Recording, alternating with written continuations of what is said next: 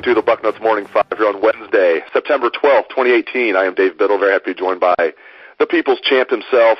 He is Matt Baxendell. Bax, this TCU matchup is interesting to me. I do think Ohio State's going to win, but it is an interesting matchup to me. I think they're going to, being the Horned Frogs, I think they're going to play above their heads. They're going to look at this as their Super Bowl, whereas Ohio State, I'm sure, has other games circled. They know this is a big game. The Buckeyes know this is a big game, but at Penn State, obviously against that school up north, I mean, just what is your take on this matchup on Saturday? Well, I think the Penn State game and the Michigan game are obviously the biggest ones on the schedule, but the good news is next week is Tulane. So it's not like Ohio State is like overlooking TCU or something. This is the first road trip of the year. This is the first real nationally televised game of the year. I would also add OSU has a lot of guys from the state of Texas on this team. And you know they're going to want to play well. And by the way, they're not just like some backup punter. I mean, it's J.K. Dobbins, Demetrius Knox. You got a couple other guys down there. I'd love for Baron Browning to have a really good game down in Texas after the first 2 weeks. I mean, you've got Buckeyes from Texas who are ready to play there. So that's certainly something that has to factor in the equation. But, you know, TCU is a good team. There's no question about that. We're not talking about playing Rutgers or Oregon here, though. I will say those are still Power 5 teams. People are acting like they played, you know, the southwest corner of Louisiana State University, or they played, you know, like Northern Utah or something. They played 2 Power 5 teams, one of which in Rutgers is probably going to a bowl game this year, and they still destroyed them like they should have. But, you know, these weren't complete and utter bums that they beat up on. That said, TCU is certainly better than both of them. But this is still a TCU team that's probably more 15 to 25 than they are anything above that. They're a good football team. There's no question about it. It's going to be a lot of hype around this game.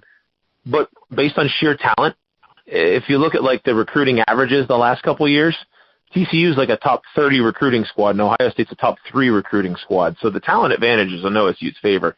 And look, you can be a scrappy underdog squad all you want, and everybody's talking about how great of a coach Gary Patterson is, rightfully so. But in college football, when you have limits on the hours, you can prepare your guys. You have younger people involved in professionals. The coaching only has so much of an edge. Eventually, it's you have the guys that are just better than the other guys, and that's how you win. What do you think Nick Saban was an average NFL coach and is one of the greatest coaches in the history of college football? Because he recruits his rear end off. Same for Urban. I don't think Urban would ever go to the NFL because Urban is all about recruiting because he knows it's his built-in advantage.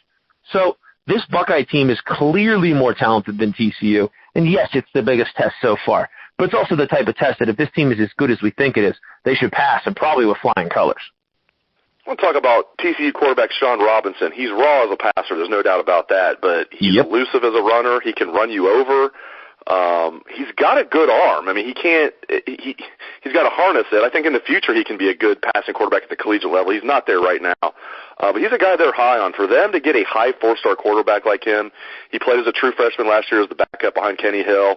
They really like him, and he was ranked as I just looked this up, he was ranked as the number 6 dual threat quarterback in the country in the 2017 class. He faced off against Jeffrey Okudah in high school their senior year. In fact, you know, Robinson's from DeSoto, same high school as Dontre Wilson, and DeSoto actually beat Jeffrey Okudah's high school team. But so Okudah, I put a story up on the site last night. There's a video with that people can watch that. Okudah talked up Robinson a lot, and you know, again, I don't think Robinson's going to light the world on fire, but here's my concern. It seems like Ohio State has trouble with running quarterbacks. So, you concerned about Robinson at all?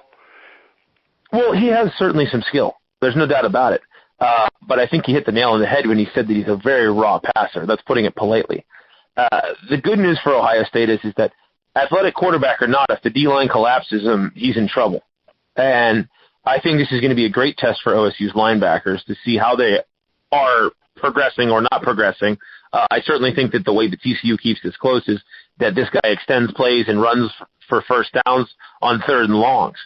But the good news is that if we're worried about OSU's pass defense, this isn't the kind of quarterback who's going to carve you up like, for example, Dwayne Haskins would and likely will to the TCU defense.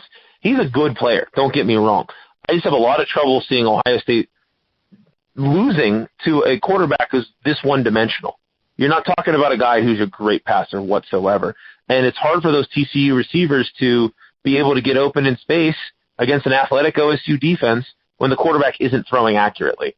So he's a good player. There's no question about that. And I'm glad he's a sophomore instead of a senior when OSU's facing him. but I would have been more scared facing Kenny Hill based on his passing ability than I am going up against Shawn Robinson from a defensive point of view. But I will say this, too. If you want to see how good these linebackers are or aren't, well, this is the first week we're really going to get an idea. And, here's the other thing. We're going to see who the coaches believe in. If Tuff Borland plays every snap, it tells you how they really feel about Baron Browning.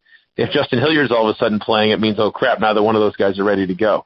So the linebackers are going to be under the microscope this week. And you know what? We're going to learn something about them. There's no question about that.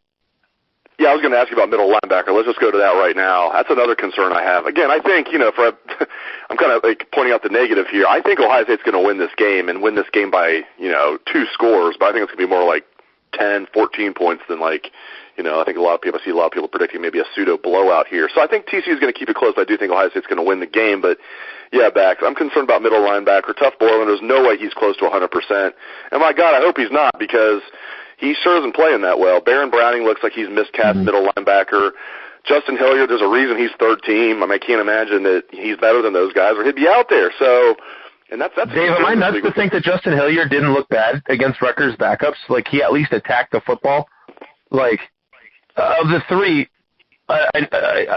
Borland missed a couple bad tackles and looks a little slow right now. And I know he's a warrior, but, he's playing with, a disadvantage. Baron Browning right now so far looks like Tarzan, plays like Jane. And I know he's young, but that's what he's looking like at middle linebacker right now. And I thought Hilliard didn't stink, to be real honest. He didn't have a Shaun Wade kind of breakout game, but I don't think Justin Hilliard was that bad. Am I that nuts having watched that game? I know it's backups against Rutgers, but I feel like Hilliard may deserve a little more of a look based on the way the other guys have not performed in the first 2 games. It'd be great for the light to come on for Justin Hilliard. I think it's come on for Jason Cornell, even though he's a backup, but Ohio State, with Nick Bosa and then Chase Young and, Jonathan Cooper, even Tyreek Smith, they got, quality players at the end, but Cornell's out there playing a lot. He's on the 2 deep, so hopefully the light can come on for Justin Hilliard too. That would be huge for this team. The lights come on for Shaun Wade backs. I love this. This kid was a 5-star recruit. Okuda was the number 1 corner recruit in the country in the 24/7 Sports Composite in the 2017 class. Shaun Wade was the number 2 corner in the country. It's pretty damn good recruiting when you go to Texas and Florida, get the top 2 corners in the nation. And Wade, of course, redshirted last year, had an injury. Man, did he look good against Rutgers. And it sounds like he is locked down that nickelback job. He can play corner. He can play safety. I hope Shaun Wade's role continues to increase, and sounds like it will, Bax. Yeah, and his size is rare in a corner, isn't it? And, talking about him and Okuda in that same recruiting class, I remember thinking that was the first time since OSU got Noah Spence and Adolphus Washington in the same class where they had the top 2 guys in the country at their position, which is just incredible. And we're seeing both those guys on the field now playing a lot. But I think Shaun Wade, we can't understate what this could mean for this team if Shaun Wade is starting to, sort of come out of his shell and become a significant contributor. We always talk about these young corners. It takes them a year to figure it out, or they have a rough year or whatever, and then they turn into stars with OSU. Shaun Wade has size. Most corners are 5'9", 5'10". He's taller. And the fact that he can play corner at that height makes him a significant weapon because that is rare. That size, his ability to play corner at his size is first-round material. Right? That's why the guy was ranked so high in the recruiting rankings. And it gives OSU another solid cornerback to have on the field. Like Kendall Sheffield, we've seen him play better this year. There's no doubt about it. Obviously, he's all the athleticism in the world. We're still seeing if his light bulb's really on or if he's just going to be solid. Damon Arnett's pretty much established himself as solid. None of these guys are Garyon Conley or Marshawn Lattimore yet. None of these guys are Denzel Ward yet, right? But Shaun Wade's ceiling might be there. And seeing him break out was absolutely huge for the defense. And I tell you what, too, it's not a coincidence that the defense looked so much better with Jordan Fuller in the backfield there. The truth of the matter is the back 7 is held together by Jordan Fuller. A lot of those Oregon State scores don't happen if he's on the field. The first long Oregon State touchdown where Jason Went was just standing there as the runner ran right past him, Fuller makes that tackle. There's a couple different times where Fuller has people in position to make the play, and there's none of that confusion lining up. Nick Bosa is the best player on the defense, but Jordan Fuller might be the most valuable, maybe the most irreplaceable, if you will. And that allows young guys like Shaun Wade to be on the field more confident that they know where they're supposed to go. So that's honestly coming out of the Rutgers game, that was one of the things I was the happiest about because we knew darn well that the O-line is great. We know darn well Dwayne Haskins is fantastic. We know darn well there's depth at receiver and running back. And we know the defensive line at OSU is ridiculous. And honestly, at this point, when we're talking about middle linebacker is the biggest concern on the football team. I think Pete Warner and Malik Harrison are figuring out at the outside positions. If we can't get a middle linebacker figured out, we're in trouble. So if everybody else in the back seven is starting to solidify around a question mark, at least we can focus on what the Buckeyes need to do to cover that problem. Now, middle linebacker is kind of hard to cover because he's in the middle of the darn field, but there's at least something you can do to help mitigate the issue until you figure out a solution for it. And make no mistake about it, that is the number one concern about this football team.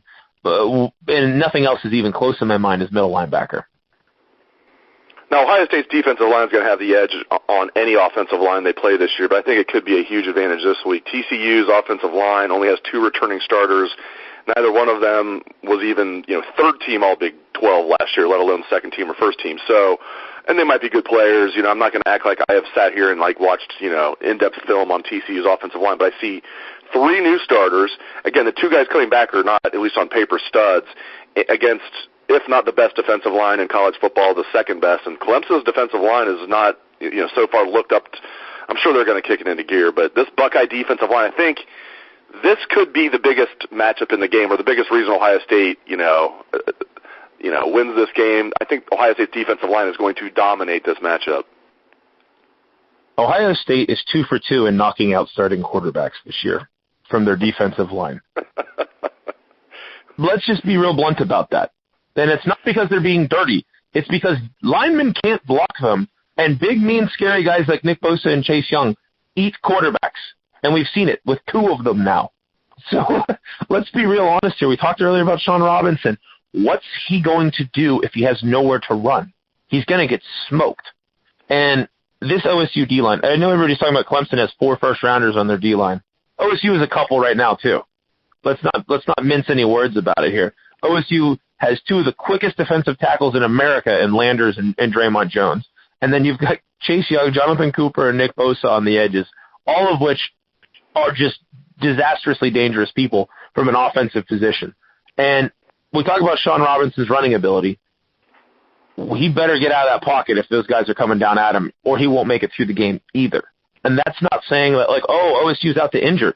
The truth is, when you have guys who are just that flat-out good, it completely alters an offense. And by the way, who are you going to single cover on that D-line? Who are you going to choose not to double team? Even if you keep a tight end in and you chip both ends, it means you have Landers and Draymond Jones one-on-one inside. What are you going to do to stop that? You got to try to run away from them. And the truth of the matter is, when you have a D-line that can penetrate like this against a TCU O-line that is perfectly fine, but there's nothing in the Big 12 they're going to see like this year, not even at Oklahoma. That's going to completely alter the game. I mean, I look at this game, Dave, and I see an OSU win, and I see an OSU win by a reasonably comfortable margin because that D-line is going to blow up multiple drives that TCU is going to find themselves in 3rd and 15 on, just like Rutgers did on that first possession. I mean, we talk about all these guys in this D-line, and nobody wants to talk about B.B. Landers. First play of the game against Rutgers, he's trying to take the handoff from the Rutgers quarterback because that's how fast he was in the backfield. But the Rutgers O-line doesn't suck. At the end of the year when Rutgers wins 6 or 7 games, we're going to go, that wasn't that bad of a win. And this is a good TCU team. Don't get me wrong. But this is an enormous mismatch for Ohio State. It's probably the biggest mismatch in this game. Great insights, as always, from the People's Champ, Matt Baxendell. I appreciate it, Bax. You can catch his column, of course, every Sunday. It is must-read material. It is the bucket. So thanks again to Matt Baxendell, and thanks to all the listeners out there for tuning into the show. I appreciate it. Hope you have a great day. Let's hear that Buckeye swag, best damn band in the land.